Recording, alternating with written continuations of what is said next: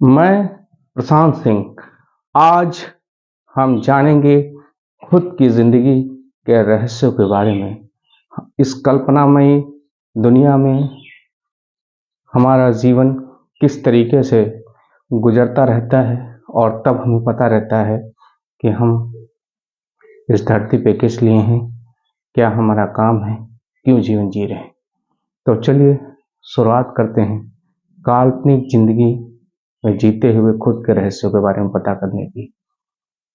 सर्वप्रथम हमें बताया जाता है और हमें यह एहसास होता है कि हमें किसी जादुई शक्ति ने किसी ऐसे एहसास के द्वारा हम इस धरती पे आते हैं। धरती में आने से पहले वो ईश्वर नामी शक्ति हमारे जीवन की रूपरेखा को तैयार करती है। हमारे समय, जिंदगी के जीने के समय और जिंदगी के गुजरते हर पल में दुख, दर्द, उतार चढ़ाव, धन, निर्धन के द्वारा गुजरते हर पल को वो ईश्वर पहले से उसकी संरचना शायद करके रखता है, क्योंकि हमने उन चीज़ों को देखा नहीं है। एक कल्पना है, एक एहसास है कि ईश्वर वो ताकत है जो सृष्टि को, हम सबको और वो चलाती है। तो हमें पता जाता है और हमें एहसास होता है कि हमारे जन्म से पहले ईश्वर हमारी सारी रूपरेखा तैयार कर लेता है। कितना जीवन है, क्या क्या उसमें दुख है, दर्द हैं, क्या क्या हमें सहना पड़ेगा। हमारे दुर्घटना होती है या हम निर्धन होते हैं, धनवान होते हैं, या हमारा रूप रंग कैसा है। हमें बहुत सारे जो इस शरीर के अंदर अलग अलग अंग मिलते हैं, वो पूरे तरीके से संचालित हैं कि नहीं संचालित हैं। तो इन चीज़ों को जानना और समझना हमें खुद से पड़ेगा। जैसे कहा जाता है कि अगर इंद्रियों को अपने एकाग्र में, कब्जे में कर लिया जाए तो जीवन फिर संतुलित जीवन इंसान जीने लगता है। तो हमारे जन्म लेने से पहले ईश्वर हमारी रूपरेखा तैयार करता है। स्वरूप, रंग, रूप, या हमारा अंग में कुछ में कमी या संपूर्ण अंग हमें देता है। तो हम जब ईश्वर के उस बनाई ताकत के द्वारा इस मनुष्य रूपी माँ और पिता के द्वारा इस धरती पे आने के लिए अग्रसर होते हैं, तो सर्वप्रथम हम अपनी माँ की कोख में एक अंश के रूप में आते हैं। तब भी हमें नहीं पता होता है कि हम इस धरती पे आ गए हैं। हम एहसास भी कुछ महीनों के बाद होता है कि हम उस माँ की पेट में हैं, या फिर हमें नहीं पता होता है कि हैं। लेकिन माँ को और उनसे जुड़े परिवार में लोगों को, या जो जिसे डॉक्टर कहते हैं या कोई भी व्यक्ति, उसे एहसास पता चलता है कि इनके पेट में एक मनुष्य का जन्म होने वाला है। सिर्फ मनुष्य नहीं, अनंत जीव जंतु, सभी तरीके के पेड़ पौधों को ये पता चलता है कि हम इस धरती पे आने वाले हैं। दूसरों को पता चलता है, हमें फिर भी नहीं पता चलता है। हम जब कुछ महीनों के बाद माँ के पेट में हलचल पैदा करते हैं, तब उन्हें पता लगता है कि हमारा बच्चा स्वस्थ है और जीवित है। तो जैसे जैसे समय गुजरता है, हम दूसरे लोग हमारे आने का सह करते हैं, उसके बारे में कयासे लगाते हैं, कैसा रंग रूप होगा, बच्चा है, लड़की है, लड़का है, या गोरा है, काला है, पूरे सारे अंग विकसित हैं कि नहीं हैं। ये सारी कयासे लगाई जाती हैं हमारे धरती में आने से पहले। तो हम जब, जैसे बताया जाता है कि बच्चा 9 महीनों में जन्म लेता है, 7 महीने जो लेता है, 11 महीने में जन्म लेता है। जब भी माँ कोई कोख के जन्म लेता है और इस धरती पे आने के लिए भगवान उस ताकत को माँ के अंदर देता है, तब जब हम उसके गर्भ से पहली बार निकलते हैं और हमें लगता है ये एहसास होता है सिर्फ कि हम इस धरती पे आ चुके हैं, तो हमारी आवाज़ निकलती है।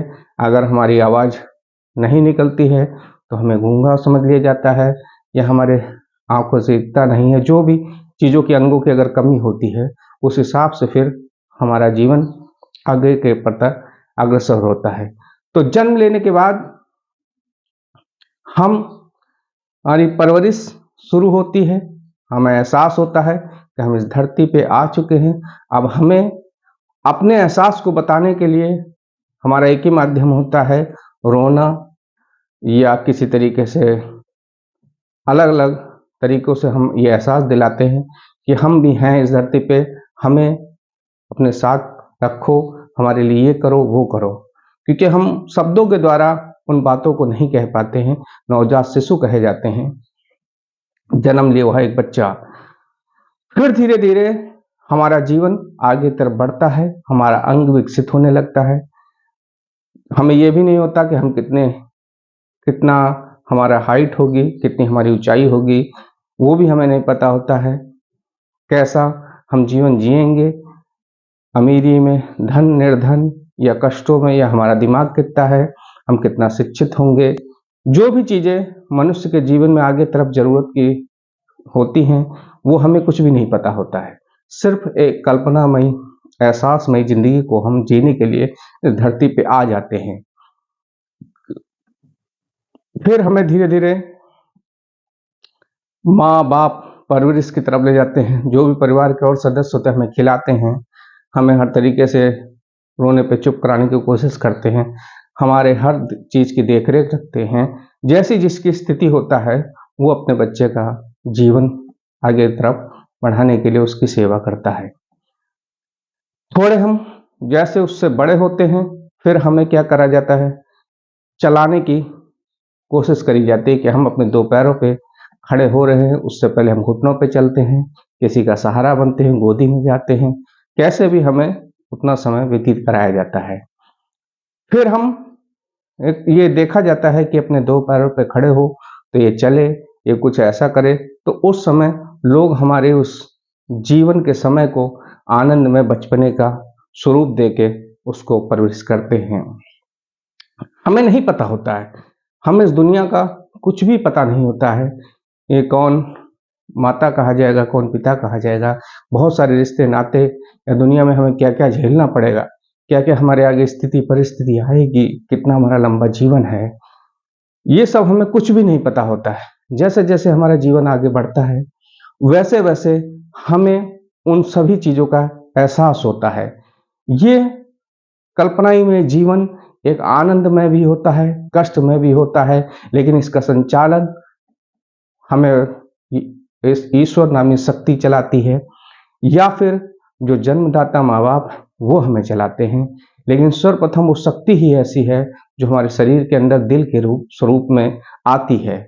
जैसे जैसे हमारा दिल काम करता है, जितना वो अच्छा रहता है, जितना वो स्वस्थ रहता है, उतना ही हमारा जीवन, हमारा शरीर स्वस्थ और हमारा जीवन चलता रहता है आगे।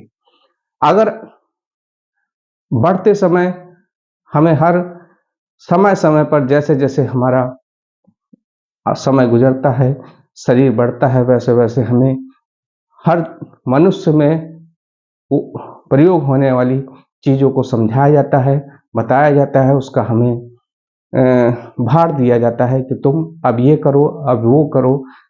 हमें इन चीज़ों को आभास कराया जाता है।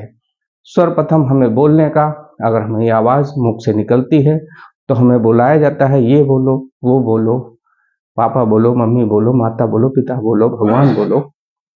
हर तरीके का हमें इस तरीके का शब्दावली सिखाई जाती है। फिर धीरे धीरे हम उस शब्दावली को थोड़ा थोड़ा, मतलब कुछ कुछ शब्दों में हम कहते हैं उन चीज़ों को, तो लोग हमें समझते हैं। अब ये बोला, वो हमारे उन जीवन के उन समय को सभी लोग आनंद लेते हैं। तो ये हुआ हमारे बचपन की शुरुआत कि हम मनुष्य रूप में जब इस धरती पर आते हैं तो हमें किन किन चीज़ों का एहसास होता है। इसी तरीके से हम इस रहस्यमय जीवन अपने खुद के बारे में जानते रहेंगे। आगे समझते रहेंगे और मैं आपके साथ यूं ही जुड़ा रहूँगा। आप भी हमें बताएंगे कि इस जीवन में क्या-क्या होता है, कैसे हमारा जीवन है, रहस्यमय होता है, आपके जीवन में क्या-क्या गुजरता है, मेरे जीवन में क्या-क्या गुजरता है। मैं अपने जीवन के गुजरते हुए पलों को बताऊँगा। आप शायद आपके जीवन में भी वही पल एहसास हो या गुजरा हो। तो हम इस रहस्यमय जीवन को एक-एक करके अपने से शुरुआत करके फिर अलग-अलग चीज़ों को, रहस्यों को समझेंगे, जो हमें आँखों से दिख रही हैं, जिनका उपयोग करते हैं या जिन पे हम जानना चाहते हैं।